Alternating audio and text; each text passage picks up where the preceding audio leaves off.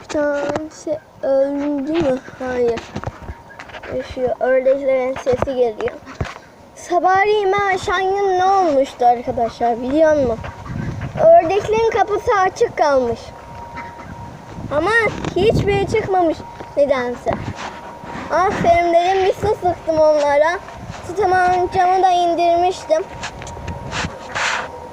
Su sıktım aferin diye.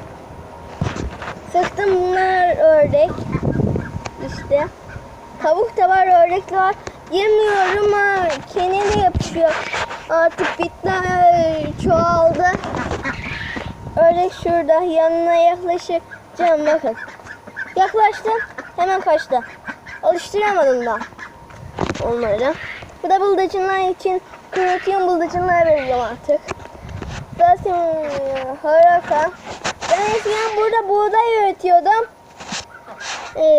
Onları artık sulamadım. Neden arkadaşlar? Buraya ev yapacağım dedim. Ev de yapamadım. Odunlar bitti. Bir tane Bayırköy'de ev yapacaktık. Onun için benim odunlarım bitti. Onun için onları kuruttum. Salatayı gösterdim, bilmiyorum, yine göstereyim. Salatalar da olmuş. Bakın. Görüyorsunuz bu. Salata. Daha koparmıyorum, teyzemle bekliyorum. Burada da var salata. Evet, her sabah çekeceğim. Bu sabah akşam video var. Ne yazı yazmıştım.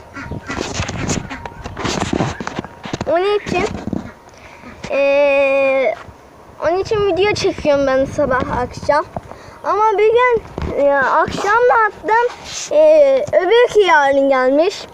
Bir saniye 10.30'da uyandım, daha gitmemiş akşamki video. Üzüldüm ya, lan değil. Domateslerde biraz daha olmuş. Dünkü gibi.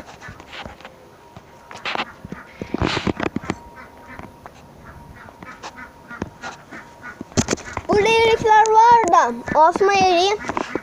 Bir tane dün koparmıştım, göstermeyi unuttum size. Burada bir tane var. Büyüteyim sizin için. Bak orada. Küçültmüş şimdi. Sabah akşam video yapmıştım sizin için. Akşam gitmemiş. Çok üzüldüm ben.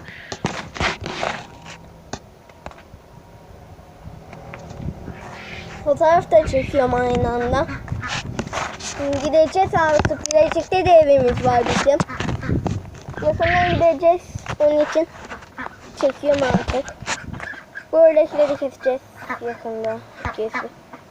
Onun için nar ağacımızı gösterdim mi bilmiyorum ama nar ağacı var.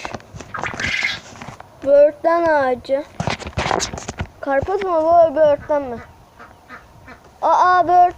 Karpuz olmuş arkadaşlar. Nereden geldi bu karpuz? Böğürtlen değil mi bu ya? Bu karpuz. Bakın. Böğürtlen ağacında karpuz olmuş nedense. Bakın. Allah Allah, bu böğürtlen ağacı eğilir büyüyünce bu. Ben şaşırdım ha. Ben ilk defa gördüm böyle.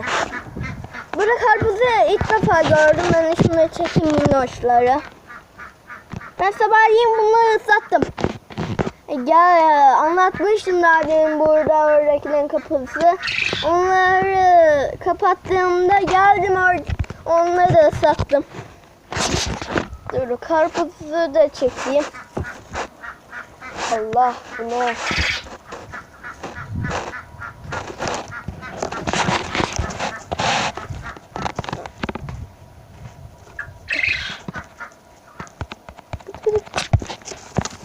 Arabayı tutuyorum sizi. Böyle sakin bir şey konuşacak bir şey kalmadı.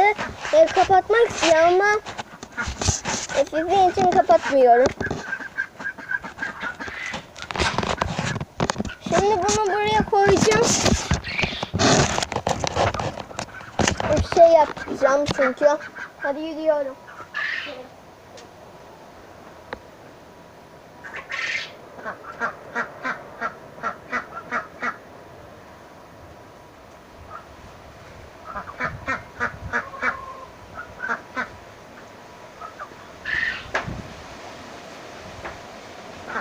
Arkadaşlar şimdi benim sesim kötü gelebilir çünkü mikrofon lazım benim için. Kötü gelebilir. Böyle mikrofon böyle evdeki benim kulaklığım var, onu denedim. Ses gelmedi.